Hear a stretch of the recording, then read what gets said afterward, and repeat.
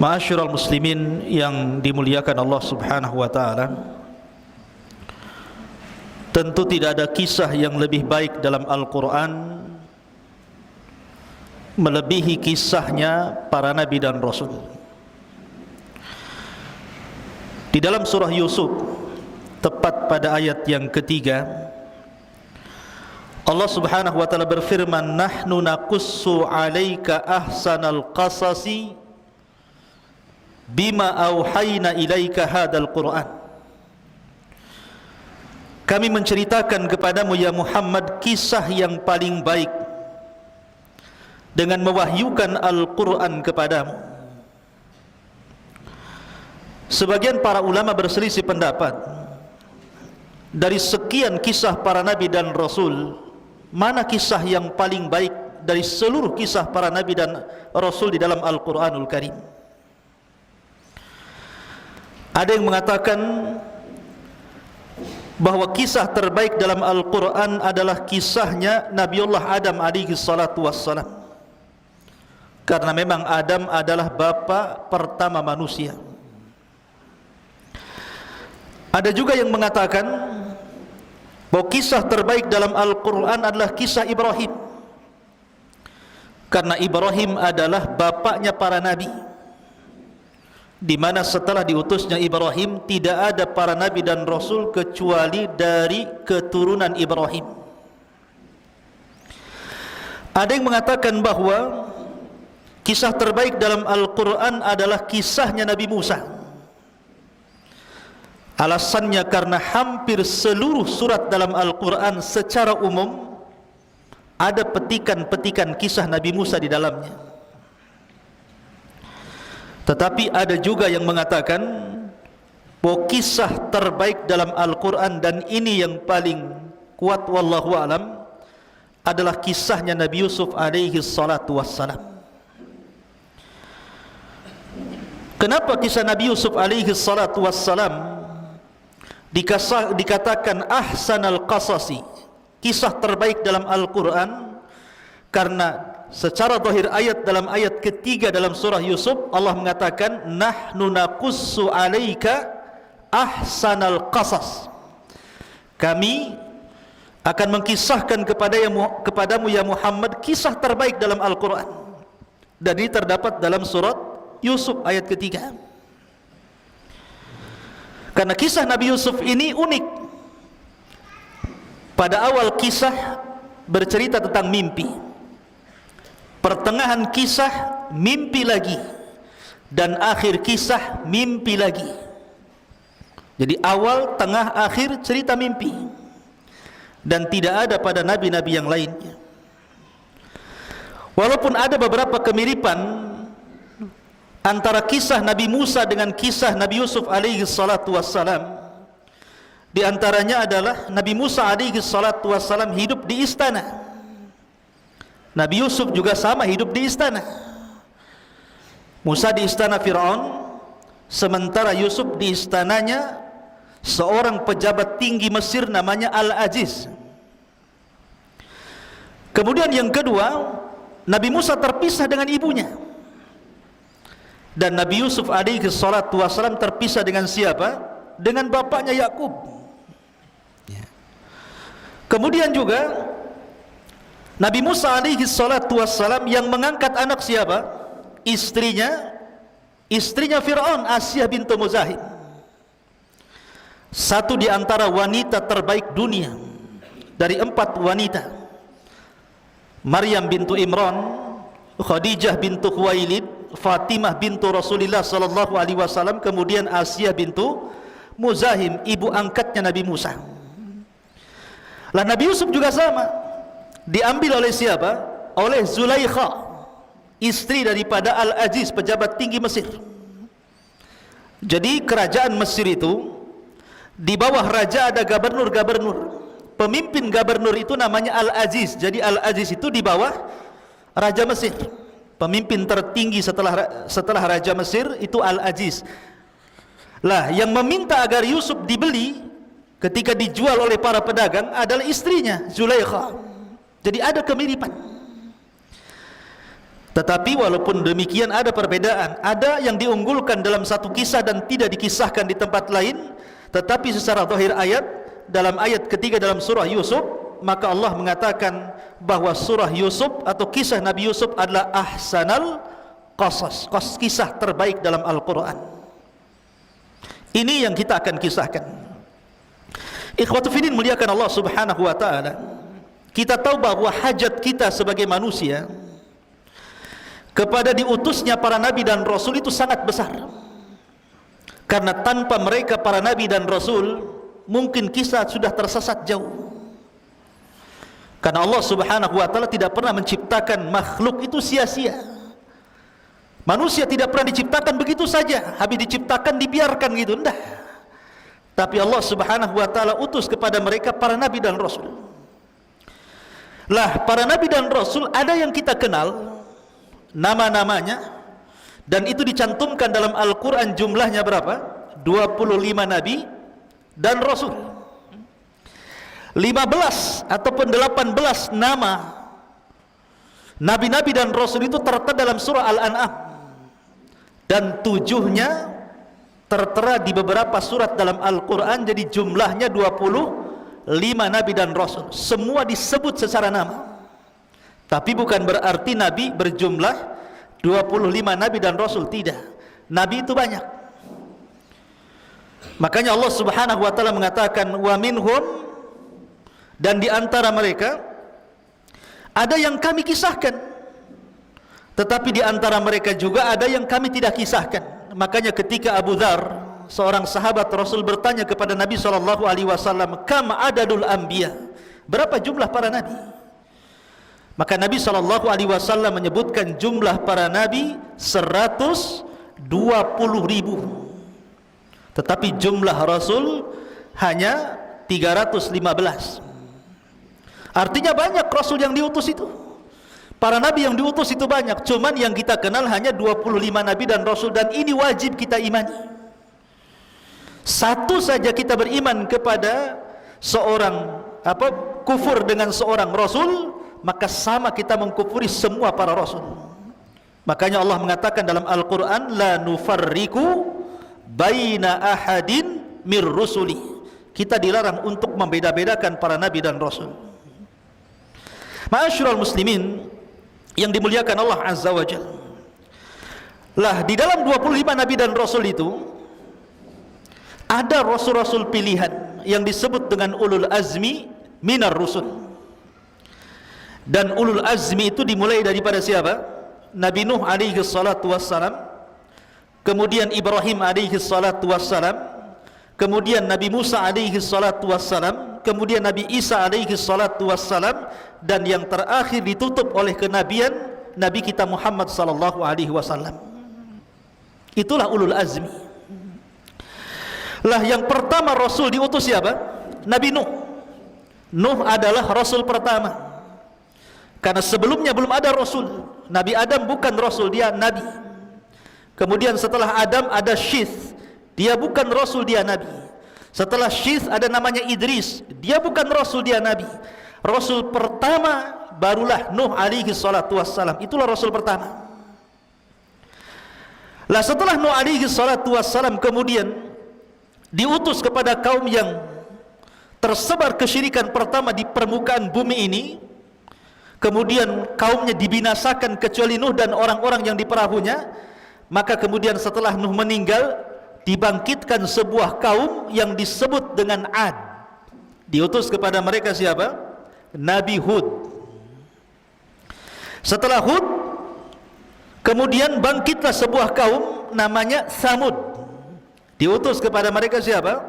Nabi Saleh. Setelah itu tidak dijelaskan apakah Allah mengutus para nabi dan rasul setelah mereka ataukah tidak, sampai diutusnya siapa? Nabi Ibrahim alaihi salatu wassalam. Lah, Ibrahim inilah yang disebut dengan Abul Anbiya, bapaknya para nabi. Karena Allah takdirkan setelah Ibrahim diutus alaihi salatu wassalam, tidak ada nabi dan rasul kecuali keturunan Ibrahim. Lah, Ibrahim inilah kemudian punya anak yang melahirkan para nabi. Pertama Ismail, dari keturunannya tidak ada jadi nabi kecuali Nabi kita Muhammad sallallahu alaihi wasallam. Kemudian yang kedua Nabi Ishak. Lah Nabi Ishak ini barulah kemudian lahir dari Ishak siapa? Yakub, yang disebut dengan Israel, yang nanti keturunan Nabi Yakub disebut Bani Israel. Lah Yakub ini keturunannya banyak melahirkan para nabi. Dia memiliki putra 12 dari berapa? Dari 4 istri. Nabi Yakub ini dari 4 istrinya lahir 12 putra-putranya. Salah satunya Nabi Yusuf yang kita akan ceritakan. Kemudian Binyamin. Lah dari keturunan Lawa, salah satu putra Nabi Yakub itu banyak ribuan para nabi lahir. Para nabi lahir luar biasa. Ya, jadi nabi itu bukan 25 nabi dan rasul, tapi banyak. Dan semuanya kembali kepada nasab Nabi Ibrahim alaihi salatu wassalam. Dan Ibrahim itu memiliki keistimewaan luar biasa. Bagaimana tidak? Anaknya dipersembahkan untuk kurban, badannya dipersembahkan untuk dibakar, kemudian hartanya dipersembahkan untuk ikramud dhaif, memuliakan tamu, dan hatinya hanya diberikan kepada Allah Subhanahu wa taala. Idz qala lahu rabbuhu aslim qala aslamtu li rabbil alamin. Itulah ucapan Ibrahim. Lah Ibrahim inilah yang melahirkan Ishak, kemudian melahirkan Yakub. Dari Yakub inilah lahir Nabi Yusuf. Makanya Yusuf itu disebut Ibnul Karim, ya, wabnu Ibnil Karim, wabnu Ibni Ibnil Karim. Anaknya dari orang yang mulia, dari orang yang mulia, dari orang yang mulia. Kenapa? Karena seluruh keturunannya para nabi. Dia nabi Yusuf alaihi salatu wassalam, bapaknya Nabi Yakub alaihi salatu wassalam, kakeknya Nabi Ishak alaihi salatu wassalam, kakek keempatnya Ibrahim. Semua para nabi. Makanya surat Yusuf ini ikhwan, asbab nuzulnya kenapa sampai diturunkan? Karena surat Yusuf ini termasuk surat yang awal-awal turun. Jadi ada seseorang datang ke Mekah sebelum hijrah Nabi sallallahu alaihi wasallam, bercerita di hadapan para sahabat macam-macam cerita. Cerita ini, cerita itu, macam-macam cerita diceritakan. Akhirnya para sahabat ini mengadu kepada Rasulullah dan mengatakan, "Ya Rasulullah, ceritakanlah kepada kami kisah terbaik, sebagaimana orang itu bercerita banyak cerita dari luar." Maka Nabi SAW terdiam sampai Jibril kemudian datang, kemudian menurunkan surah Yusuf. Lah ketika Nabi SAW kemudian diturunkan surah Yusuf, maka para sahabat mendengar dengan seksama dan takjub dengan kisah Nabi Yusuf ini. Lah orang-orang Yahudi di Madinah, ketika mendengar Nabi SAW menceritakan tentang kisah Nabi Yusuf yang merupakan wahyu Al-Quran, mereka menangis. Kenapa? Karena mereka teringat dengan nabi-nabi mereka. Dari sini menunjukkan bahwa Islam itu bukan agama komunitas, tapi Islam itu agama universal. Artinya menyeluruh, bukan hanya untuk orang Arab, tapi untuk seluruh manusia. Inna arsalnaka illa rahmatan lil alamin. Ma'asyiral muslimin yang dimuliakan Allah Azza wa Jalla. Taib. Untuk supaya tidak memperpanjang waktu, kita akan masuk pada kisah Nabi Yusuf alaihi salatu wassalam. Bagaimana kisahnya? Kisah Nabi Yusuf ini ikhwan lengkap diceritakan dalam Al-Quran. Sangat menakjubkan, karena hampir semua sisi diceritakan dalam kisah ini. Banyak pelajaran, khususnya antum para santri. Ma'asyiral muslimin yang dimuliakan Allah Azza wa Jalla, kisah Nabi Yusuf ini dimulai dengan mimpi. Saya katakan dari awal tadi, dimulai dengan mimpi, pertengahannya mimpi, dan akhirnya juga mimpi. Ketika Nabi Yusuf alaihi salatu wassalam di usia 10 tahun, Nabi Yusuf alaihi salatu wassalam bermimpi, dan mimpinya diceritakan kepada bapaknya. Coba yang mau mushaf para akhwat, di dalam surah Yusuf ayat yang keempat, Allah katakan, "Idz qala Yusuf li abi." Ya abati inni ra'aitu ahada asyara kawkaban wasyamsa wal qamara ra'aituhum li sajidin. Ingatlah ketika Yusuf berkata kepada ayahnya Yakub, wahai ayahku, sesungguhnya aku bermimpi melihat 11 bintang, matahari dan bulan. Kulihat semua mereka sujud kepada aku. Ikhwatu fiddin, tentu yang dimaksud sujud di sini bukan sujud ibadah, karena tidak boleh sujud ibadah kecuali diberikan kepada Allah. Yang dimaksud sujud di sini sujud ta'zim, penghormatan. Sama ketika Nabi Adam alaihi salatu wassalam di hadapan para malaikat, Allah katakan usjudu li Adam fasajadu illa iblis. Sujudlah kepada Adam, maka seluruh malaikat sujud kepada Adam kecuali iblis. Ini bukan sujud ibadah kayak antum salat sujud, bukan, tapi sujud penghormatan. Seperti umpamanya kalau tentara hormatkan, diletakkan di sini. Ini, itu namanya hormat. Lah budayanya mereka seperti itu hormatnya dengan cara sujud. Jadi bukan sujud ibadah, karena tidak boleh sujud ibadah kecuali kepada Allah. Kalau sujud ibadah diberikan kepada selain Allah, terjerumus kepada kesyirikan, dosa besar. Tidak boleh. Lah sama di sini, maksudnya adalah makhluk-makhluk seperti bintang, matahari dan bulan yang ditengok Yusuf alaihi salatu wasallam dalam mimpinya mereka sujud, maksudnya sujud penghormatan. Lah Nabi Yakub alaihi salatu wasallam paham, ini bukan mimpi biasa. Ini mimpi luar biasa. Di mana karena Yakub seorang nabi, turun wahyu kepada dia, dia tahu bahwa Yusuf ini kelak akan menjadi nabi. Makanya Nabi Yakub kemudian menasihati Yusuf, sebelum terjadi apa-apa dengan kamu, maka jangan ceritakan mimpi ini. Makanya Allah katakan, ya bunai la taqsus ru'yaka ala ikhwatika fayakidu laka kaidan inna syaitana lil insani aduwwum mubin. Wahai anakku, jangan kau ceritakan mimpimu ini kepada saudara-saudaramu itu, karena mereka akan membuat makar untukmu. Karena syaitan itu adalah musuh yang nyata bagi manusia. Jadi Nabi Yakub sudah memperingatkan Yusuf, jangan cerita mimpi ini. Kalau cerita sampai cerita kedengaran kepada saudaranya, timbul hasad, ini bisa masalah. Ya. Jadi dari sini ikhwan fillah yakunikan Allah Subhanahu wa taala banyak pelajaran dari dua ayat ini. Pertama, khusus bagi antum ya para santri. Di sini Allah Subhanahu wa taala ajarkan bagaimana akhlak dan adab. Lihat seorang bapa berakhlak kepada anak dan anak berakhlak kepada bapa. Nabi Yakub tahu nama Yusuf, tapi dia tidak memanggil namanya kan. Hei Yusuf, tidak. Tapi memanggil dengan kata-kata ya bunai, wahai anakku. Begitu juga Nabi Yusuf tahu nama bapaknya Yakub, tapi tidak menyebut wahai bapak Yakub, tidak, tapi dengan mengatakan ya abati, wahai bapakku. Inilah yang diajarkan Ibrahim alaihi salatu wassalam. Ibrahim tahu bapaknya kafir, Azar itu kafir. Bukan hanya kafir, dia pemahat patung, dia penjual patung, mengajak orang menyembah patung. Tapi Ibrahim ketika berdialog dengan bapaknya, dia tidak pernah mengatakan ya Azar, dia mengatakan ya abati, wahai ayahku, wahai ayahku. Ini adab ikhwan. Tidak boleh seseorang memanggil nama. Ya, ini adab anak kepada bapa dan bapa kepada anak. Begitu juga seorang santri kepada gurunya. Antum sudah tahu mungkin nama ustadznya, Ustadz Soleh, Ustadz Maulana, Ustadz Iqbal, Ustadz macam-macam sudah tahu namanya. Tapi jangan kemudian disebut nama ya Ustadz. Nah, seperti itu. Ya, wahai guruku, itu adab namanya.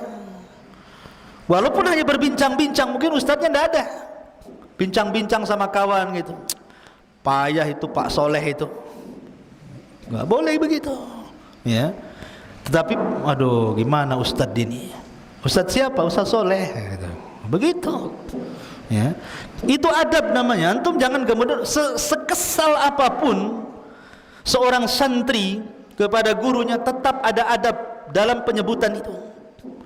Makanya kenapa para ulama itu apabila menyebutkan dalam kitab-kitab mereka karya-karya para ulama yang sudah wafat, selalu mereka akan memberikan di ujung namanya kata-kata rahimahullahu ta'ala, semoga Allah merahmatinya. Apabila dia masih hidup, maka akan diberikan doa di ujung namanya hafizahullahu ta'ala, semoga Allah menjaganya. Itu adab namanya. Kita berdoa kepada orang yang berjasa, kepada orang tua, kepada guru. Begitulah yang diajarkan para nabi kepada kita. Makanya di sini kita lihat dalam surah Luqman. Luqman ketika menasihati anaknya, ya bunai la tusyrik billah. Dia tidak menyebut namanya wahai Luqman, tidak. Karena ini bentuk adab, bentuk akhlak maksudnya. Kemudian yang kedua, pelajaran yang kedua, di sini Nabi Yakub kemudian mengatakan kepada Nabi Yusuf alaihi salatu wassalam, apabila antum semuanya diberikan sebuah kabar gembira, kenikmatan dari Allah subhanahu wa ta'ala. Memang Allah mengatakan fa bi ni'mati rabbika fahaddits, dengan nikmat Allah ceritakan nikmat itu. Tetapi bukan berarti semua nikmat harus diceritakan. Kalau seandainya memunculkan orang-orang yang hasad, makanya di sini Allah mengatakan, hai anakku, jangan ceritakan mimpimu, ini mimpi baik, sebab itu nanti akan menjadikan saudara-saudaramu membuat makar kepadamu. Kalimat kaidun makar, ya. Tentu makar yang paling besar, tidak ada makar melebihi makar Allah. Allah lah zat yang paling tinggi makarnya. Lah setelah itu kemudian makar yang paling bahaya adalah makar yang ditimbulkan orang hasad. Makanya kenapa dalam surah yang pendek, Qul a'udzu birabbin nas, Qul a'udzu birabbil falaq, di ujung ayat mengatakan min syarri hasidin idza hasad, karena makarnya orang hasad itu bahaya. Ustaz, apakah ada sesama santri saling hasad? Banyak. Hasad gara-gara makanan, rebutan makanan, kan itu. Gara-gara makanan musuhan. Hasad karena kecerdasan. Kalau hasadnya baik gak apa-apa, ya Allah saya ingin si anu pintar sekali ya Allah, gitu, gak apa-apa. Tapi kalau hasadnya menghilangkan kenikmatan orang, itulah yang kita disuruh berlindung kepada Allah subhanahu wa ta'ala, min syarri hasidin idha hasad. Baik, kemudian setelah Nabi Yusuf alaihi salatu wassalam bermimpi, diceritakan mimpinya kepada ayahnya, dan ayahnya wanti-wanti, jangan ceritakan kepada saudaramu ya, nanti saudaramu akan membuat makar. Kita tahu bahwa Nabi Yakub ini ikhwan memiliki berapa istri tadi? Saya katakan empat istri. Lah di antara salah satu dari 4 istri itu ada namanya Rahil. Nama istri Yakub itu ada namanya Rahil. Rahil inilah ibu daripada Nabi Yusuf dan Binyamin. Jadi Nabi Yusuf dan Binyamin itu satu kandung, dari ibu yang sama dan bapak yang sama. Adapun saudara-saudaranya lain bapak, lain ibu satu bapak. Lah ketika ibu Rahil ini melahirkan adiknya Nabi Yusuf namanya Binyamin, meninggal dia. Meninggal. Akhirnya Nabi Yusuf dan Binyamin ini tidak punya ibu, hanya punya bapak Nabi Yakub alaihi salatu wassalam. Lah karena memang Nabi Yusuf dengan Binyamin ini masih kecil, yang paling bungsu gitu dari seluruh anak-anak Yakub. Yakub ini ingin memposisikan plus, bukan hanya selaku ayah kepada Nabi Yusuf dan Binyamin, dia pun ingin memposisikan menjadi ibu. Akhirnya dia lebih mencintai Nabi Yusuf dan Binyamin dibandingkan istri-istri yang masih hidup dan anak daripada istri-istri yang masih hidup. Dari sinilah tumbuh kecemburuan, cemburu istri-istrinya itu, nggak diperhatikan, karena Yakub terus memperhatikan Yusuf dan Binyamin. Akhirnya kemudian istri-istri Nabi Yakub ini menghasut anak-anaknya dengan mengatakan, wah payah bapakmu tuh, tengok tuh, kenapa Yusuf aja, kenapa Binyamin saja, kemana-mana sama mereka, kalian tak pernah diajak, macam-macam. Tertanamlah sifat hasad yang ditumbuhkan ibunya kepada anak-anak yang merupakan saudara-saudara Nabi Yusuf. Ini hati-hatinya para akhwat di belakang itu ya. Jangan sekali-kali mendoktrin kepada anak, karena anak itu paling mudah didoktrin. Dan perempuan itu paling mudah mendoktrin. Dan pengaruhnya melebihi laki-laki. Makanya akhirnya hasad ibu-ibunya turun ke anak-anaknya tuh. Lah, dari situlah kemudian mulailah anak-anak mereka datang kepada Nabi Yakub dan mengatakan, "Idz qalu la Yusuf wa akhuhu ahabbu ila abina minna wa nahnu usbatun inna abana la fi dhalalin mubin." Ketika mereka saudara-saudara Yusuf berkata, sungguh Yusuf dan saudaranya Binyamin lebih dicintai ayah daripada kita, padahal kita adalah satu kelompok yang kuat. Sungguh ayah kami berada di atas kesesatan yang nyata. Lihat, Nabi Yakub seorang nabi, bagaimana mungkin dikatakan sesat? Ya. Bagaimana mungkin seorang anak mengatakan sesat bapaknya, padahal Yakub itu nabi, disesat-sesatkan sama anak-anaknya. Karena yang menjadikan orang itu berkata kotor itu hasad yang tertanam. Dan hasad itu penyakit syaitan, ya kawan. Penyakit yang pertama kali di langit adalah hasad. Hasadnya iblis kepada Adam. Dan penyakit yang pertama kali muncul di bumi hasad juga. Hasadnya Qabil kepada Habil. Makanya hasad itu penyakit iblis, ya. Makanya kenapa Nabi Yakub sudah mewanti-wanti kepada Yusuf, jangan ceritakan mimpimu. Dan di ujung ayat mengatakan, karena musuh yang nyatalah syaitan. Setan menguasai saudara-saudara Yusuf sampai berani lancang kepada bapaknya dan mengatakan, "Inna abana lafi dhalalim mubin." Oh, bapakku ini sesat katanya. Berani mengatakan sesat karena hasad. Ya. Ma'asyiral muslimin yang dimuliakan Allah Azza wa Jalla. Lihat bahaya hasad di sini. Bahaya hasad iblis kepada Adam apa? Menjadikan Adam terusir dari sorga, kan? Menjadikan iblis dilaknat sampai kiamat. Kemudian hasadnya Qabil kepada Habil mengakibatkan apa? Pembunuhan Habil di tangan Qabil, dan itu pembunuhan pertama di permukaan bumi.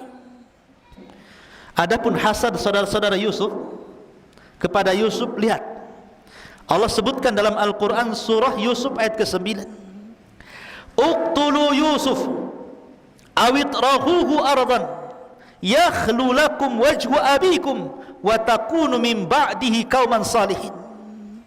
Bunuhlah Yusuf, satu, atau buanglah dia ke sebuah tempat agar perhatian ayah tertumpah kepadamu, atau yang ketiga, setelah itu kamu menjadi orang-orang yang baik.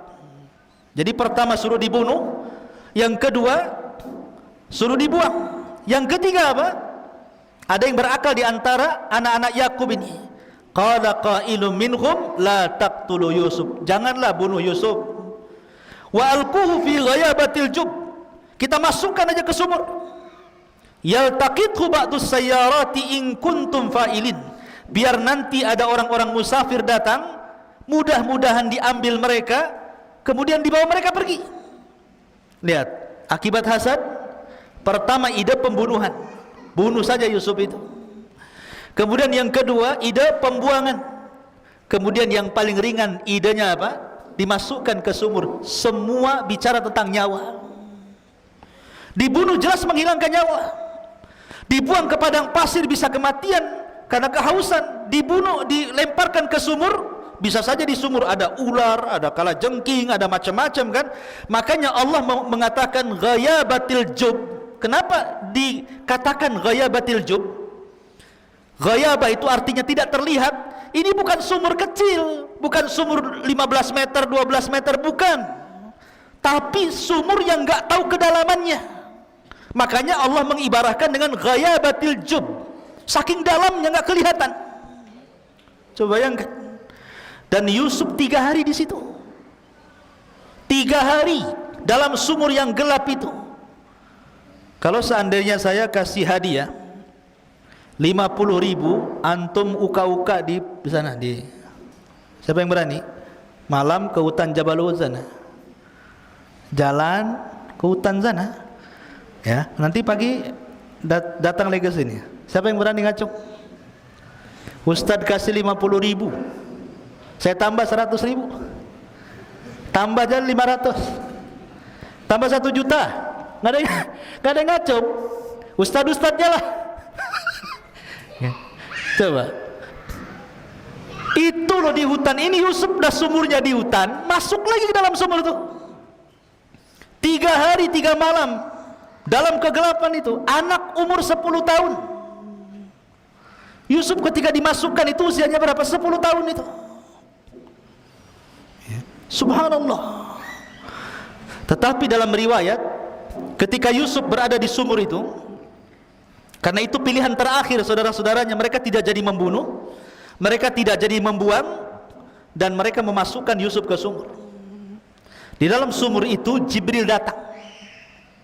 Selama 3 hari Jibril bolak-balik datang, kemudian menenangkan Nabi Yusuf dalam sumur itu usia 10 tahun, dan menceritakan tentang bahwa Yusuf, nanti kamu sebentar lagi setelah 3 hari ini akan ada orang yang mengambil, kemudian nanti akan dijual, kemudian akan hidup di istana, kemudian akan dirayu perempuan, kemudian akan dipenjara, kemudian akan ini akan itu. Semua diceritakan Jibril tentang kehidupan Yusuf ke depan sampai meninggal. Jadi Yusuf sudah tahu gambaran nih setelah keluar dari sumur apa yang akan terjadi, karena Jibril sudah mengilhamkan kepadanya, ya. Makanya dia membuat tenang Yusuf di dalam sumur tadi. Ma'asyiral muslimin yang dimuliakan Allah Subhanahu wa taala, Allah Subhanahu wa taala mengatakan kisah tentang bagaimana Yusuf dimasukkan ke dalam sumur. Qalu ya abana ma laka la ta'manna ala Yusuf wa inna lahu lanasihun. Ini saudara-saudaranya itu sebenarnya karena hasadnya yang tinggi kepada Yusuf, sebenarnya berusaha untuk memisahkan Yusuf dengan bapaknya, tetapi tidak berhasil. Jadi maunya itu Yusuf diambil, dibuang gitu kan, dibunuh, pokoknya mereka membuat makar setiap hari, tapi tidak berhasil. Sampai akhirnya datang kepada bapaknya, dan mereka mengatakan, wahai ayah kami, mengapa engkau tidak mempercayai kami? Kalimat kenapa kau tidak mempercayai kami, maksudnya dari sini kata para ulama tafsir, mereka sudah berusaha berkali-kali tapi tidak berhasil. Makanya mereka meyakinkan bapaknya.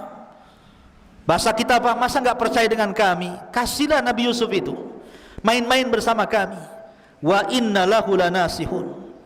Apa kata mereka? Sungguh kami semua menginginkan kebaikan.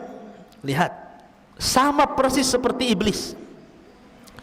Ketika iblis masuk ke dalam sorga, dia berusaha untuk membujuk Nabi Adam kan? Memberikan was-was. Fawaswasa lahuma syaitan.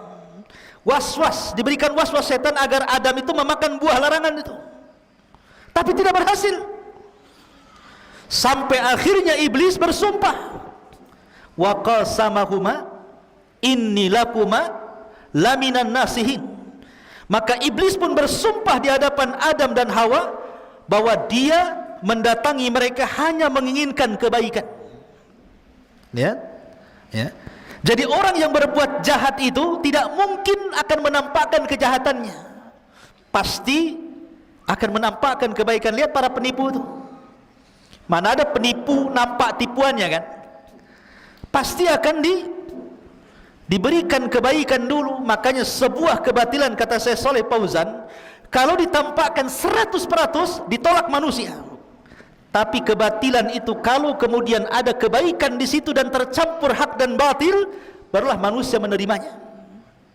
Makanya kenapa di sini ikhwatu fiddin, dalam rangka memuluskan kejahatannya, mereka meyakinkan bapaknya, percayalah bapak kepada kami.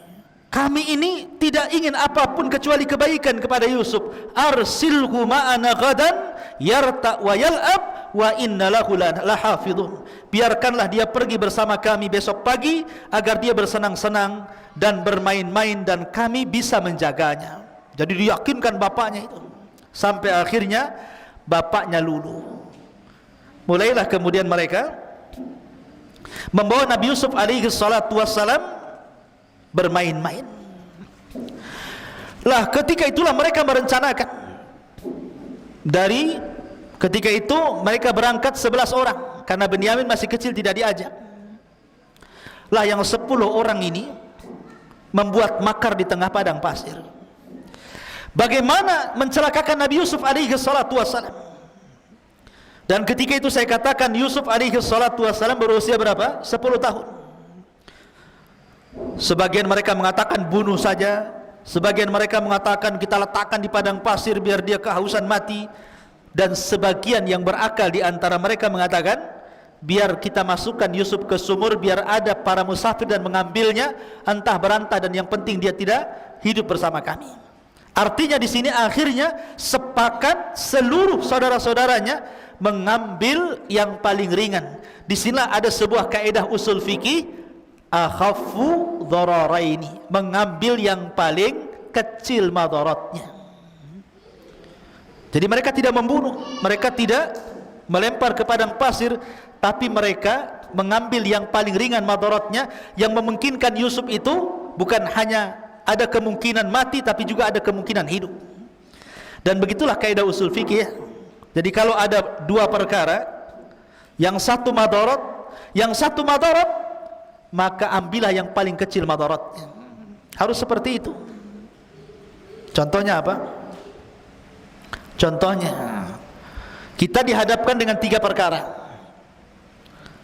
1 perempuan, 2 khamar, 3 pisau. Kemudian antum dipaksa kamu berzina dengan wanita itu. Kalau tidak, kami bunuh. Kalau engkau enggak mau, minumlah khamar. Ini kan semua madarat ikhwan. Berzina dosa besar, minum khamar dosa besar, membunuh juga dosa besar. Tapi antum dipaksa melakukan salah satu dari 3 perkara ini. Kita memilih yang mana? Semua dosa besar. Membunuh tidak mungkin, berzina tidak mungkin, minum khamar juga tidak mungkin. Maka yang paling ringan apa? Hah? Yang paling ringan apa? Novel, yang paling ringan apa? Membunuh? Apa? Nggak tahu. Minum khamar? Bukan. Kalau minum khamar Anda mabuk, mabuk ini hilang, nanti memperkosa, dibunuh dia, makin berat. Makanya khamar itu disebut umul khaba'is, rajanya keburukan itu khamar. Karena kalau sudah mabuk itu bisa macam-macam, membunuh, menghilangkan nyawa, ya berzina kan begitu, walaupun mengingkari. Itu yang paling ringan. Tetapi kalau bisa dihindarkan, 3-tiganya kita hindarkan. Tapi dalam kaidah kalau nyawa kita terancam, kecuali harus melakukan 3 perkara, ambillah yang paling ringan dari 3 perkara itu. Begitulah kaidah para ulama ya. Ma'asyiral muslimin yang dimuliakan Allah Azza wa Jalla. Baik, kita kembali kepada kisah. Lah setelah kemudian Nabi Yusuf alaihi salatu wassalam betul-betul dimasukkan ke dalam sumur, dan 3 hari Nabi Yusuf di dalam sumur itu, kemudian datang Jibril alaihi salatu wassalam, kemudian diceritakan kisahnya sampai kelak Yusuf meninggal, dan membuat kemudian Nabi Yusuf kemudian tenang. Disitulah setelah 3 hari datanglah para qafilah, para musafir yang dagang dari Palestina menuju Mesir, karena ketika itu mereka tinggal di Palestina. Lah ketika kemudian mereka mencari-cari sumur karena kehabisan kehabisan air, dimasukkanlah kemudian dalwun itu.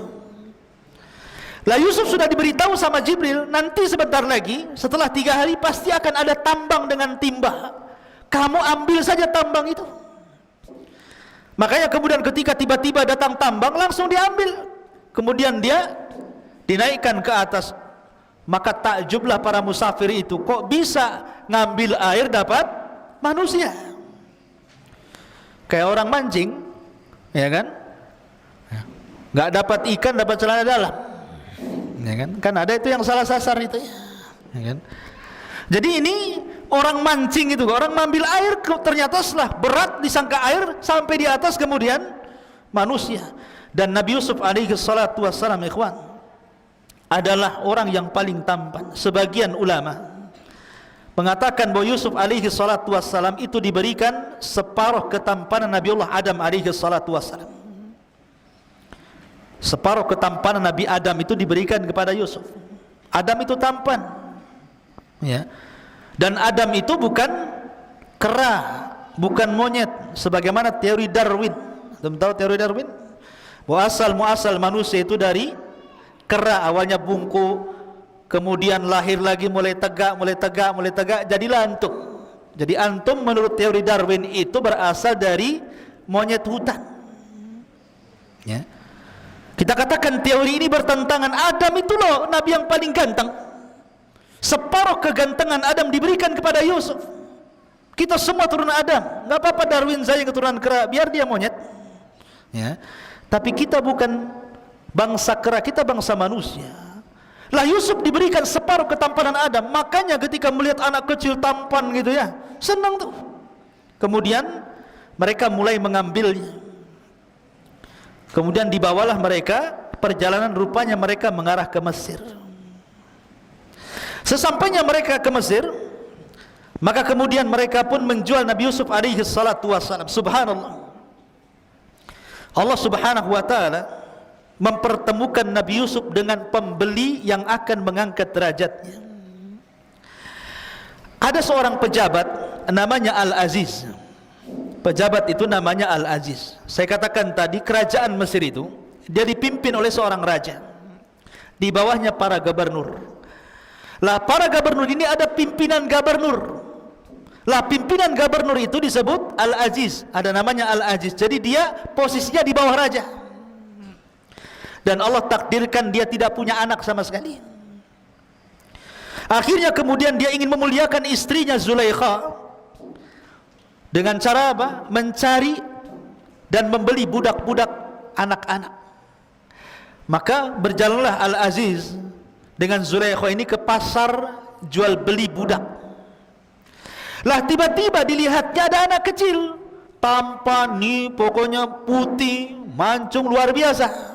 Di sini langsung tertarik Zulaikha dan mengatakan kepada Al-Aziz, belilah anak itu supaya kita bisa mengangkat anak atau nanti suatu ketika bermanfaat untuk kita. Akhirnya dibelilah, subhanallah, dengan harga yang murah, darahima ma'dudah. Dalam Al-Quran seperti itu. Seandainya diberikan saja tanpa kemudian diberikan uang pun ada masalah, tapi tetap dibeli oleh Imra'atu Aziz tadi. Akhirnya kemudian Yusuf pun dibeli, dibawalah ke istana. Istana megah, bayangkan. Ini wakil raja. Tentu rumahnya bukan rumah biasa, rumah istana. Makanannya juga bukan makanan biasa, makanan mewah. Pakaiannya juga indah-indah, kasurnya juga empuk-empuk, dayang-dayangnya dan begitu seterusnya. Lihat bagaimana Allah katakan dalam Al-Quran, asa an takrahu syai'an wa huwa khairul lakum. Terkadang apa yang anda anggap buruk itu rupanya kebaikan di hadapan Allah. Belum tentu yang kita anggap buruk itu buruk bagi kita, bahkan itu sebuah kebaikan. Nabi Yusuf dihasadi oleh saudara-saudaranya, kemudian dibuang ke sumur, dibawa oleh para kafilah, dijual lagi. Tapi Allah katakan wa asa an takrahu syai'an wa huwa khairul lakum. Jadi antum kalau sekarang mondok di Jabal Uhud ini memang enggak enak. Kalau antum di rumah kan kasur enak, sebagiannya main game, ya, keluar trek-trekan, pulang enggak dilarang orang tua, makan semakannya, enak di rumah kan. Masuk pesantren kayak penjara, jendelanya aja kayak penjara gini. Ya, makan ya itu saja dikresek gitu kan, isinya ya tempe tahu, nahu sorop, tempe tahu, tempe itu nahu, tahunya sorop. Jadi makan apa? Makan nahu sorop gitu. Tempe tahu tiap hari gitu. Ya sekarang antum mungkin dianggap ini tega banget nih orang tua ini, kok lempar saya ke Jabal Uhud pula. Sudah kasurnya sempit, 2 lantai lagi, berdekat-dekat, banyak nyamuk, ini itu, nanjak, capek. Wa asa an takrahu syai'an wa huwa khairul lakum. Boleh jadi yang anda anggap buruk hari ini, capek di sini, asik ngapal aja, stres. Nanti antum merasakan setelah antum keluar dari sini.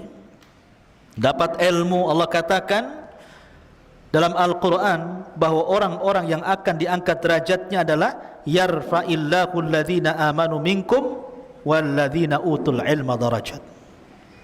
Abu Hurairah Orang miskin Abu Hurairah itu, ikhwan. Makanya disebut ashabus sufah, miskin. Dia hidup di tenda di samping Masjid Nabawi. Kadang 3 hari nggak makan, sampai dia pingsan-pingsan. Tapi dia sabar bermulazamah ngaji sama Nabi. Akhirnya dia cerdas, dan Allah berikan anugerah hafalan yang luar biasa yang tidak pernah lupa. Dan dia menjadi salah satu dari sahabat yang al-mukthiruna fil hadithi Rasulillah, sahabat yang paling banyak meriwayatkan hadis Nabi sampai kepada kita. Siapa yang tidak kenal Abu Hurairah?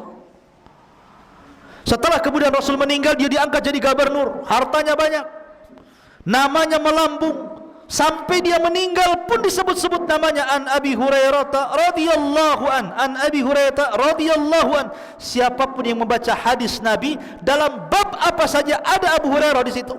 Dalam bab air ada Abu Hurairah di situ disebut. Dalam bab tayamum, dalam bab wudu, dalam bab solat, dalam bab zakat, dalam bab apa saja Abu Hurairah ada di situ. Meriwayatkan hadis Nabi SAW. Wa asa an takrahu syai'an wa huwa khairul lakum. Terkadang yang antum anggap buruk hari ini nanti akan jadi sebuah kebaikan di akhir nanti. Jadi sabar. Sabar dalam menimba ilmu itu perlu kesabaran. Kita kembali. Kemudian Nabi Yusuf alaihi salatu wasalam hidup di istana Al-Aziz. Barulah dia merasakan hidup yang sangat enak, makan enak, tidur enak, macam-macam, diberikan pendidikan, sampai akhirnya Yusuf pun tumbuh dewasa, hidup selama 10 tahun bersama keluarga Aziz dengan Zulaikha itu.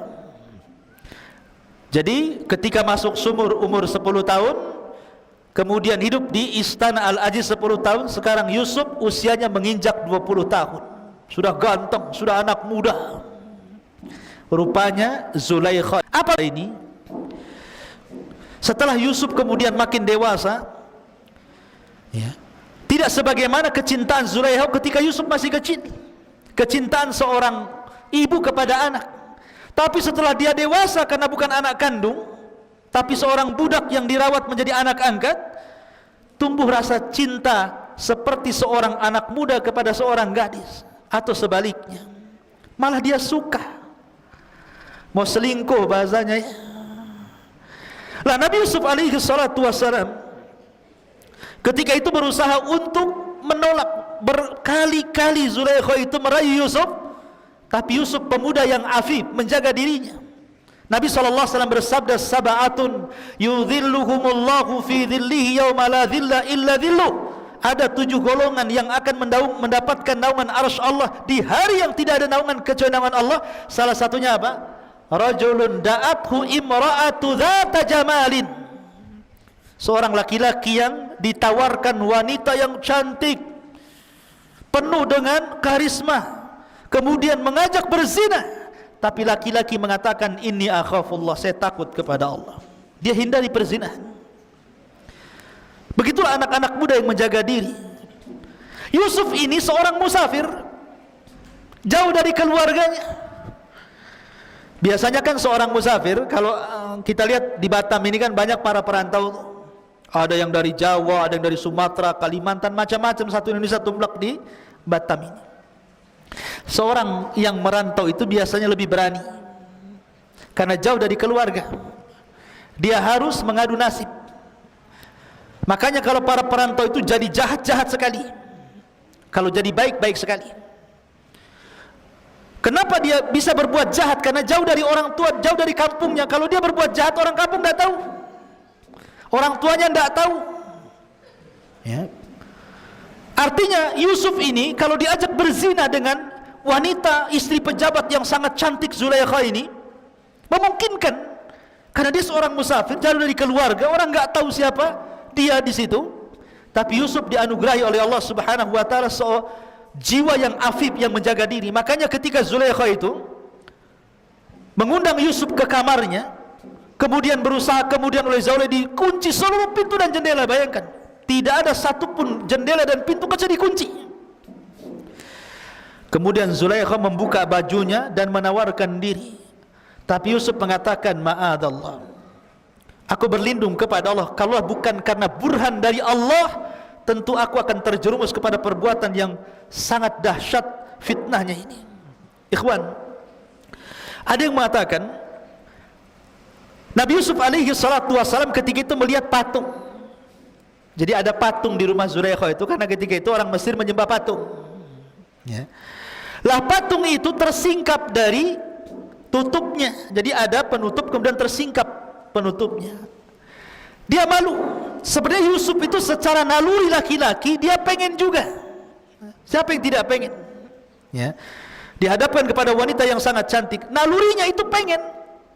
Makanya Allah mengatakan wa hammat bihi wa hammat biha. Artinya wanita itu pengen Yusuf, Yusuf pun sebenarnya dalam hatinya kepengen. Tapi ketika dia melihat patung itu, Yusuf malu. Padahal itu Tuhannya orang Mesir. Kalau dia malu kepada patung itu saja, maka dia lebih malu kepada Allah Subhanahu wa taala. Dari situlah kemudian dia lari menghindar Zulaikha, kemudian dia lari kepada pintu, sampai di pintu rupanya Zulaikha menarik pakaiannya, sobek dari belakang. Ketika sobek, Allah takdirkan suaminya datang. Jadi ketika ditarik dari belakang itu prek gitu ya, rupanya suaminya datang persis ketika pengambilan baju kemudian sobek dari belakang itu. Bayangkan ikhwan, kamar itu tidak ada yang memiliki kunci kecuali suami istri ya. Jadi ketika Zulaikha menarik baju kemudian sobek dari belakang, suaminya membuka pintu. Kagetlah suaminya. Lah ketika kaget heboh, maka Zulaikha berusaha kemudian menuduh Nabi Yusuf bahwa dia yang merayu dirinya. Lah ketika itu ada seorang jariyah pembantunya, dia bawa anak kecil belum balik, usia di bawah 10 tahun. Tiba-tiba anak kecil ini berbicara dan mengatakan kepada Al-Aziz, lihat robekannya. Kalau seandainya robekannya dari depan, maka Yusuf pendusta dan wanita itu benar. Tapi kalau sobekannya dari belakang, maka wanita itu dusta, Yusuflah yang benar. Itu anak kecil tuh bisa ngomong begitu ya. Maka dilihat rupanya robekan dari belakang. Maka tahu di sini yang salah siapa? Imra'atu Aziz. Tapi karena suaminya masih sayang dengan Imra'atu Aziz ini, dengan istrinya, maka dia hanya mengatakan kepada Yusuf, wahai Yusuf, asrif anni, inna kaidahunna azim. Yusuf, pergi kamu cepat ya. Sesungguhnya tipu daya mereka para wanita itu besar. Makanya rusaknya para ulama Bani Israel itu karena perempuan. Itu pula yang kemudian Nabi SAW mengatakan, inna asyadda fitnati Bani Israel minan nisa. Maka kemudian Yusuf pun pergi. Rupanya cerita ini, cerita di dalam kamar ini menyebar kepada ibu-ibu pejabat. Kalau di polisi itu kebayangkarinya lah ya. Ibu-ibu Bayangkari ya, pejabat-pejabatnya itu kan mesti kan ada komunitasnya tuh kan. Kalau ibu-ibu pejabat kan ada komunitasnya ya. Kalau ibu-ibu di desa juga adalah komunitas tukang gibah, tukang rumpi itu kan ya, di gubuk-gubuk tuh. Mesti orang kaya ya komunitasnya orang kaya lah. Mereka punya komunitas, ibu ini Zulaikha ini punya komunitas antara emak-emak tuh. Ada yang mengatakan jumlahnya 40 wanita membicarakan tentang Zulaikha. Oh, Zulaikha ini wanita enggak benar rupanya. Masa budaknya sedih mau digauli, macam-macam ceritanya. Tapi Zulaikha ini perempuan yang cerdas.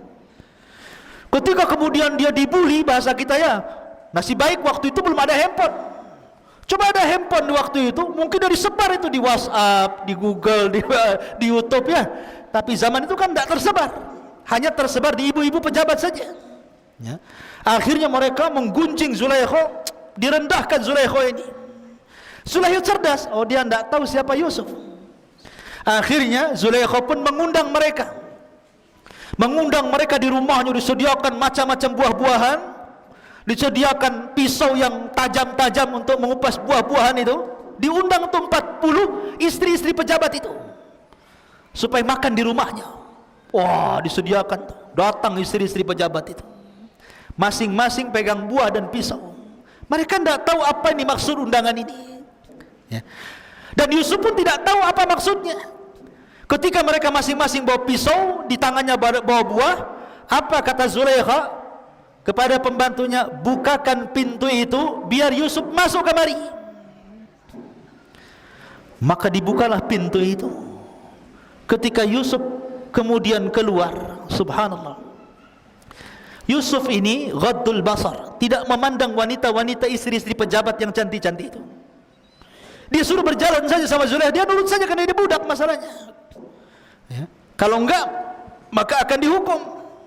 Maka ketika kemudian para wanita itu melihat apa namanya, melihat Nabi Yusuf alaihi salatu wassalam, maka mereka pun kemudian mengatakan apa namanya, falamma ra'ainahu akbarnah wa qatta'na aydiyahun.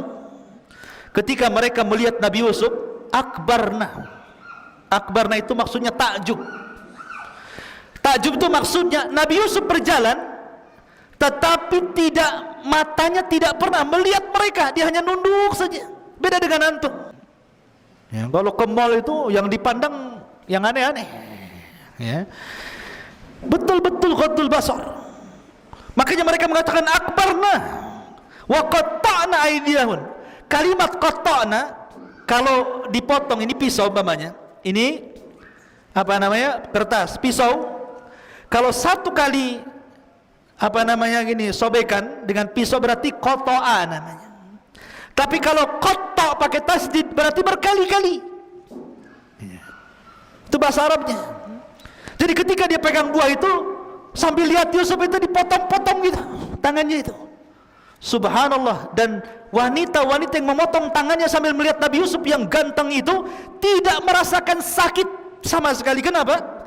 Kaidah, apabila seseorang sudah melebihi apa namanya kecintaan yang di atas rata-rata, biasanya apapun rasa sakit akan hilang dari dia. Seperti Bilal bin Rabah, sangat mencintai Allah dan Rasulnya, disiksa sekuat apapun dia tidak merasakan sakit. Dia hanya mengatakan ahadul ahad, ahadul ahad. Begitulah wanita itu.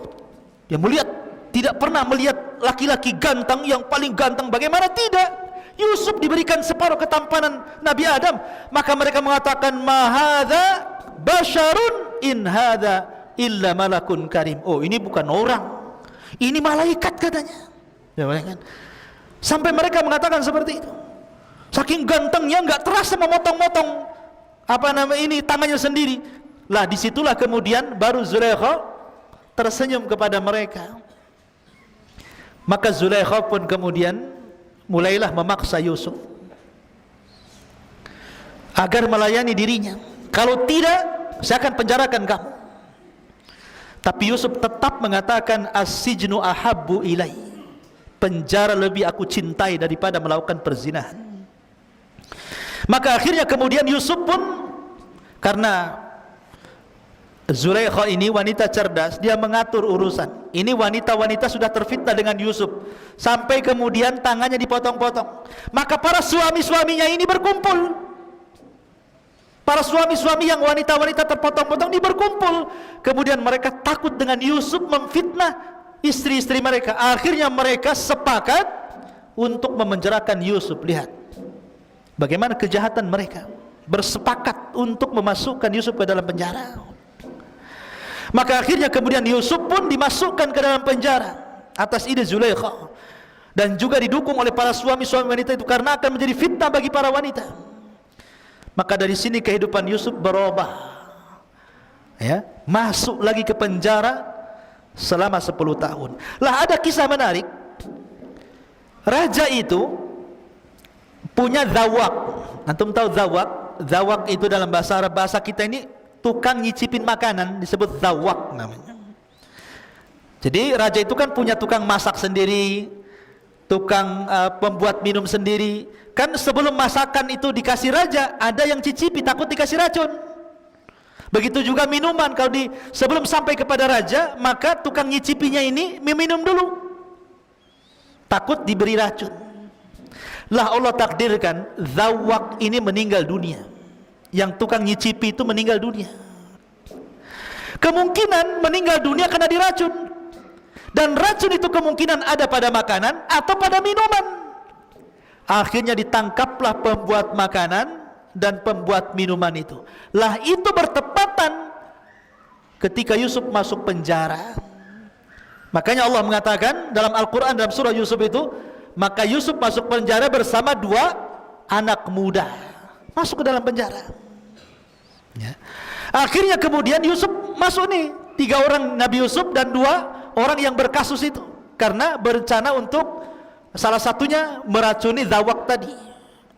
Lah Allah takdirkan di penjara itu ikhwan, akhirnya mimpilah salah satu dari mereka, mimpi. Yang satu mimpinya aneh-aneh gitu kan ya. Maka dalam Al-Quran dijelaskan bagaimana mimpinya 2 orang itu di hadapan Nabi Yusuf alaihi salatu wassalam. Ma'asyiral muslimin yang dimuliakan Allah subhanahu wa ta'ala,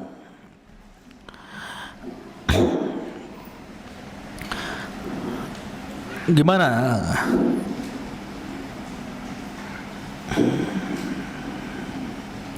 ayatnya? Siapa yang hafal mimpinya anak muda itu?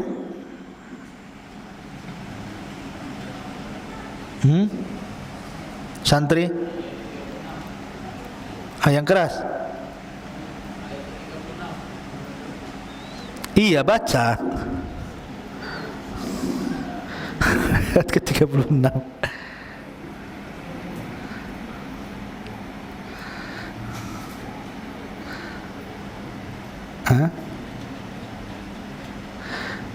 Ayat 36.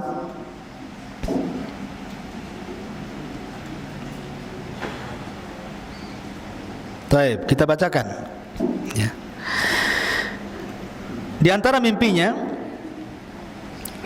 bukan 36, wa dakhala ma'ahu sijna fatayan, dan bersama Nabi Yusuf itu masuk pula 2 orang pemuda ke dalam penjara. Tadi saya sudah sebutkan kisah 2 pemuda ini, yang satu tukang buat roti, yang satu tukang buat minuman, karena tertuduh telah meracuni Zawak tadi.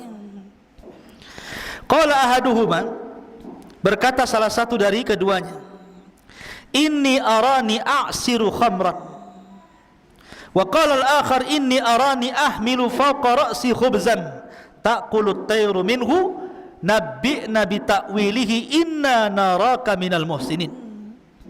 Sesungguhnya aku bermimpi memeras anggur, dan yang lainnya berkata aku bermimpi membawa roti di atas kepalaku, sebagiannya dimakan burung, berikanlah kepada kami takwilnya, sesungguhnya kami memandangmu termasuk orang yang baik. Maka Nabi Yusuf alaihissalam ini kan ahli takwil mimpi. Nabi Yusuf sudah tahu pasti salah satunya akan mati. Salah satunya akan mati nih. Karena salah satunya akan mati, maka Nabi Yusuf alaihissalam harus berdakwah supaya mereka masuk ke dalam agama Islam, agama Nabi Yakub, Nabi Ibrahim. Sebelum mati itu diislamkan dululah bahasanya. Makanya kemudian Nabi Yusuf alaihissalam mulai berdakwah kepada mereka, wattaba'tu millata abai Ibrahim wa Ishaq wa Yaquba ma kana lana an nusyrika billahi min syai'in dzalika min fadlillahi alaina wa 'alan nas walakinna aktsaran nasi la yashkurun. Dan aku mengikuti agama nenek moyangku Ibrahim, Ishak dan Yakub. Tidak pantas bagi kami para nabi mempersekutukan sesuatu apapun dengan Allah. Itu adalah dari karunia Allah kepada kami dan kepada manusia semuanya, tetapi kebanyakan mereka bersyukur. Maka intinya Yusuf mengajak mereka untuk mentauhidkan Allah. Tapi memang tidak diceritakan dalam Al-Quran apakah keduanya masuk Islam atau tidak. Maksudnya mengikuti agama Yusuf atau tidak diceritakan.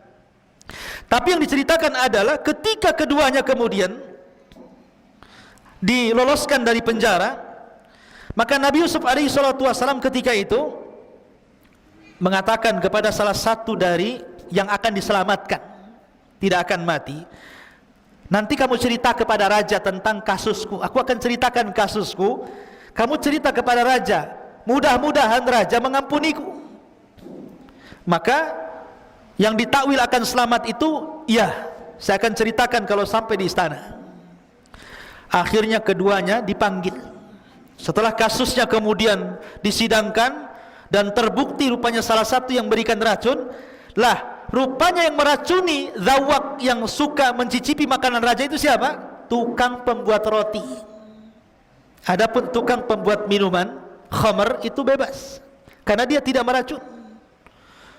Makanya ketika ditakwil itu ada roti di atas kepalanya, sebagiannya dimakan burung. Maksudnya adalah dia akan divonis mati dan dialah akan disalib dan jasadnya akan dimakan burung. Makanya ketika keluar penjara, yang membuat roti ini dia yang bersalah menaruh racun tadi, maka mati. Lah yang membuat minum ini lupa pesan Yusuf bahwa nanti kalau kamu keluar ceritakan kisahku kepada raja, kasusku seperti ini biar jadi pertimbangan raja. Lupa pula dia sampai 10 tahun, lupa tidak cerita.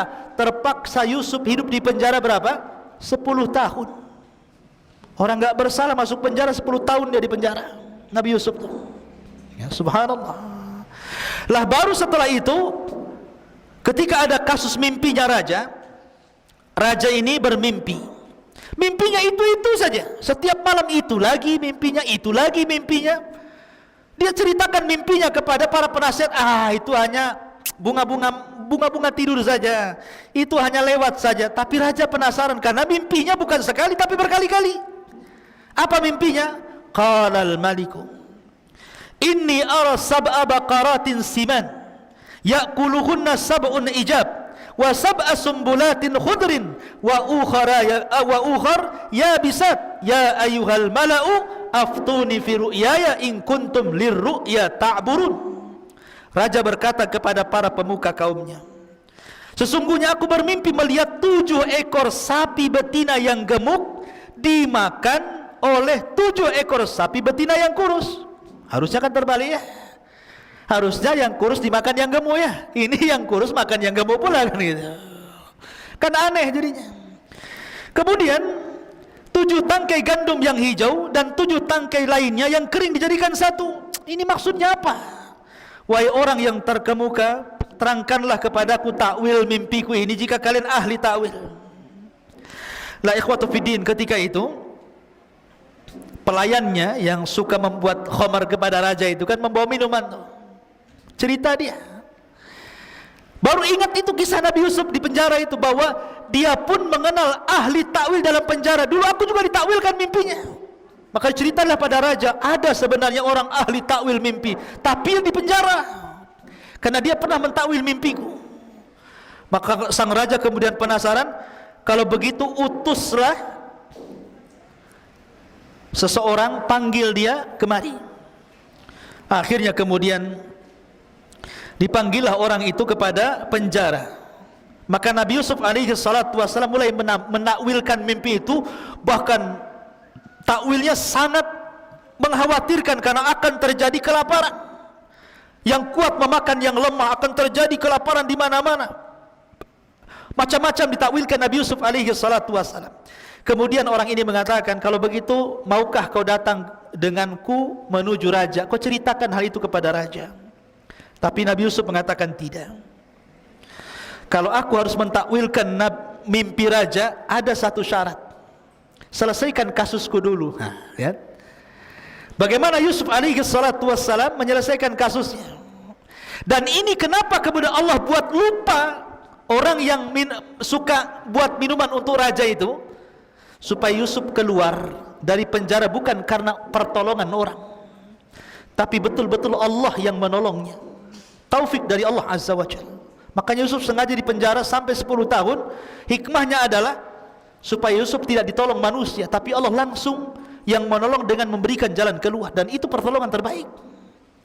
Akhirnya kemudian setelah disebutkan kasusnya bahwa Yusuf dulu begini-begini dengan Zulaikha, dengan wanita-wanita para pejabat, begini-begini, raja mengiyahkan, iya, saya siap menyelesaikan kasusmu.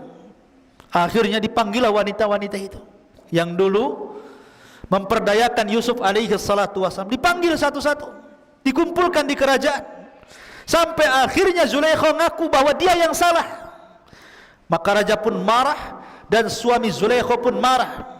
Akhirnya kemudian karena dipermalukan di depan umum, diceraikan Zulaikha sama suaminya Al-Aziz itu.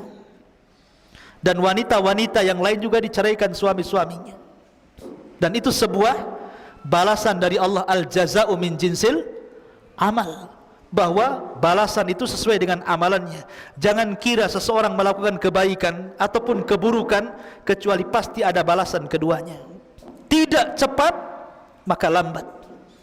Dan orang-orang yang berbuat zalim, balasannya akan disegerakan sebelum akhirat. Seperti kisah siapa? Az-Zahabi menceritakan kisahnya dalam kitabnya Al-Kabair. Kisah orang zalim yang merampok ikan pada seorang nelayan. Jadi ada preman, orang jahat, tiba-tiba berjalan-jalan di pinggir laut. Kemudian ada nelayan baru nyandar dari laut itu bawa ikan besar. Kemudian dipaksa serahkan ikan itu atau kau bunuh. Terpaksa karena ketakutan, nelayan itu diserahkan kepada orang zalim ini. Oh, dengan semangatnya orang zalim ini membawa ikan tadi tanpa kerja keras. Rupanya Allah takdirkan ikan itu hidup sesaat menggigit jarinya. Setelah digigit jarinya, rupanya ada racun dari gigitan ikan itu, dan dia merasakan sakit di malam hari yang tidak ada tahu kecuali Allah sakitnya. Maka keesokan harinya dia datang ke tabib. Dia mengatakan, ini apa jariku, kenapa membuat aku sakit gigitan ikan itu? Kata dokter, itu ada racun yang sudah merambah sampai di pergelangan tanganmu. Kalau tidak diamputasi, maka racun itu akan merambah sampai ke sikutmu. Paksa diamputasi. Besoknya nyolong, setelah itu diamputasi. Lihat bagaimana kata Nabi SAW, tidak ada dosa ma min dzambin ajjalallahu uqubatahu fid dunya qabla al-akhirah al-baghi wa qati'atur rahim. Tidak ada satupun dosa yang disegerakan hukumannya di dunia sebelum akhirat. Pertama kezaliman, dan yang kedua memutus silaturahim dengan orang tuanya. Ma'asyiral muslimin, kembali akhirnya kemudian setelah Yusuf pun kemudian dibela oleh raja dan dibebaskan oleh sang raja, dan mereka orang-orang yang pernah menzaliminya mendapatkan balasan, maka Yusuf pun kemudian berusaha untuk mentakwilkan mimpi sang raja. Maka sang raja ketakutan akan kondisi kerajaannya, karena ini bukan setahun 2 tahun paceklik yang ditakwilkan Yusuf, 7 tahun akan terjadi paceklik hebat, kelaparan di mana-mana. Makanya Nabi Yusuf alaihi salatu wassalam menawarkan diri kepada raja, kalau engkau percaya wahai raja, serahkanlah pembendaharaan Mesir kepadaku. Jadi menteri ekonomi loh bahasa sekarangnya. Serahkan perekonomian Mesir kepadaku. Akhirnya kemudian sang raja pun ketika mengatakan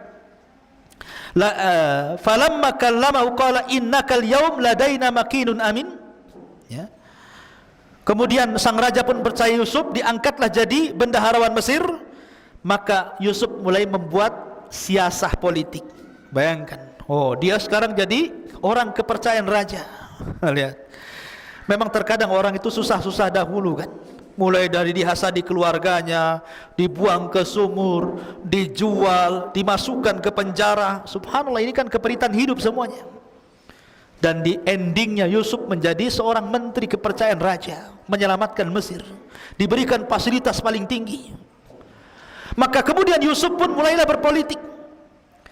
Dia memberikan uang-uang ke masyarakat agar menanam gandum di mana-mana, beras di mana-mana. Nanti sebagiannya diambil kerajaan dan sebagian dikonsumsi oleh mereka. Lah yang diserahkan ke kerajaan ini disimpan oleh Nabi Yusuf sampai setelah 7 tahun betul-betul terjadi kekeringan, paceklik di mana-mana. Tapi Mesir mengalami luar biasa kemakmuran. Negara-negara tetangganya semua kelaparan kecuali Mesir. Semua kelaparan, termasuk Palestina. Karena Palestina dekat dengan Mesir, perjalanan darat. Perbatasannya jalur Gaza itu kan. Ya. Akhirnya terdengarlah oleh keluarga Nabi Yakub bahwa kalau ingin mendapatkan makanan dan tidak akan kelaparan, maka mereka boleh menukar gandum, menukar makanan dengan barang-barang berharga. Berangkatlah keluarga Yakub ini. 10 orang datang ke Mesir membawa barang. Yusuf sudah sukses di Mesir. Lah ketika datang ke istana Mesir, Yusuf kenal Ini orang-orang ini kenal, ini dulu orang yang menzalimi saya. Lihat, orang yang disakiti selamanya tidak akan lupa kepada orang yang menyakiti, tapi orang yang menyakiti akan lupa kepada orang disakitinya. Itu kaidah itu. Ingat gak antum dulu zalimi saya? Enggak ingat. Yang menzalimi biasanya gitu, enggak ingat ya. Tapi yang dizalimi akan ingat terus. Wah ini, walaupun udah tua, mukanya ini kayak dulu nih orang yang kurang ajar sama saya ini. Ya. Yusuf kenal tuh saudara-saudaranya, tetapi saudara-saudara nggak kenal sama Yusuf. Ya. Maka Yusuf pun kemudian, tapi dia berusaha. Disinilah Allah tampakkan adabnya seorang nabi, akhlaknya seorang nabi. Jazaul ihsan, jazaus sayyi'ah, balasan keburukan tidak dibalas dengan keburukan, tetapi dibalas dengan kebaikan. Begitulah para nabi yang mengajarkan kepada kita. Ya. Dulu mereka hasad, maka lawan hasad itu kita berikan kebaikan kepada orang yang hasad. Inilah cara menghilangkan hasad. Kan saudara-saudara Yusuf kan hasad tuh kepada Yusuf, maka Yusuf justru tidak hasad. Jadi mereka akhirnya diberikan kan dalam kaedah pemberian penukaran barang itu satu unta satu karung gandum. Walaupun mereka banyak 10 unta, tetap dikasih satu unta, satu orang satu unta. Akhirnya mereka mengatakan, Yusuf nih mengatakan, berapa saudara kalian? Mereka mengatakan 11 orang. Loh kenapa cuma 10?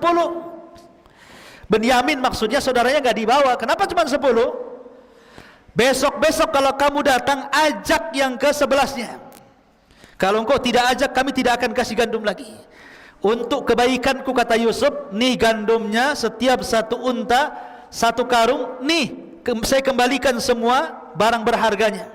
Tuh, baik kan? Udah nggak diambil barang berharganya, dikasih gandum lagi. Ya. Akhirnya pulanglah mereka.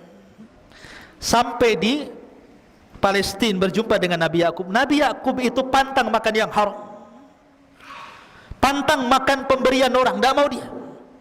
Ketika dia melihat gandum-gandum itu di atas unta, kemudian barang berharganya kembali, Yakub menolak, tidak mau. Ini harus dikembalikan nih.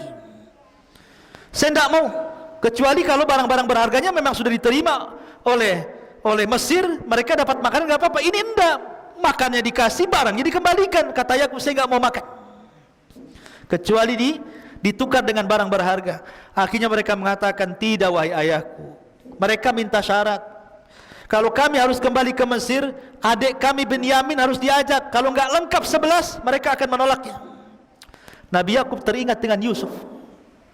Nabi Yakub teringat dengan Yusuf, nanti dimasukkan sumur lagi kan gitu ya. Dia takut karena di antara ujian Nabi Yakub itu salah satunya dia menangis karena sedih kehilangan Yusuf sampai buta. Setiap hari Yakub menangis karena tidak wajar kematian Yusuf, apalagi tahu Yakub ini Yusuf akan jadi nabi. Makanya dia sedih menangis, akhirnya buta, nggak bisa melihat. Pada awalnya Yakub tidak mengizinkan Benyamin, tapi dirayu dan ini demi makan, demi tidak kelaparan. Akhirnya Yakub pun kemudian setelah dipastikan Benyamin aman, maka boleh mengizinkan Benyamin ikut. Berangkatlah mereka dengan Benyamin yang tadinya 11 unta jadi 10 unta jadi 11 unta, kan jadi banyak tuh karungnya. Setelah sampai di sana, Nabi Yusuf kenal dengan Benyamin. Benyamin tidak kenal dengan Yusuf.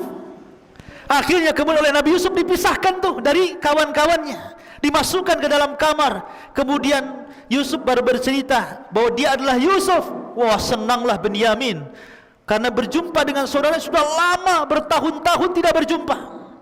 Dari situlah maka Yusuf tidak mau berpisah dengan Benyamin. Disitulah dia buat makar.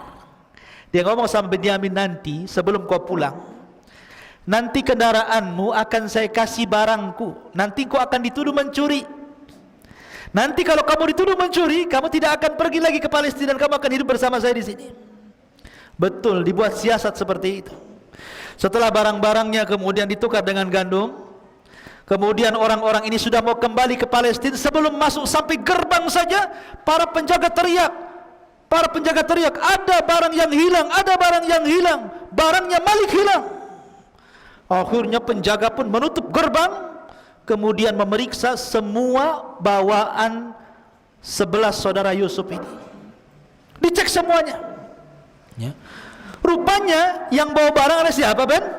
Binyamin. Ditangkaplah Binyamin. Ketika itu hukuman orang mencuri, kalau ikut syariat Yakub maka menjadi budak, kalau ikut syariat Mesir maka dibunuh. Cuma dua itu saja. Hukuman orang mencuri ketika itu jadi budak atau dibunuh. Ya, dan Yusuf mengikuti syariat Yakub.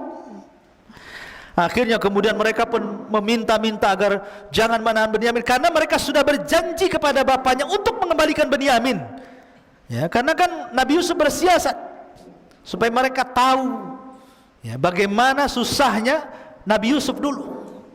Akhirnya terpaksa salah satu yang berakal dengan mereka mengatakan, ya sudahlah, berangkatlah kalian ke Palestina, yang 9 orang itu. Maka salah satu saudara Yusuf kemudian dengan Binyamin ditinggal di Mesir. Bilanglah sama bapakmu, sama bapak kita Yakub itu, bahwa telah terjadi begini-begini. Ceritakan aja sejujurnya bahwa Binyamin begini-begini. Berangkatlah mereka.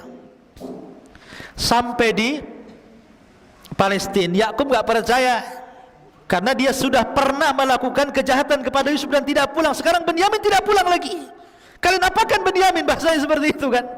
Kata bapaknya, pokoknya cari sedapat mungkin Yusuf dengan Binyamin, datangkan kepada aku. Saya enggak mau tahu, kata Yakub. Itu sudah buta tuh.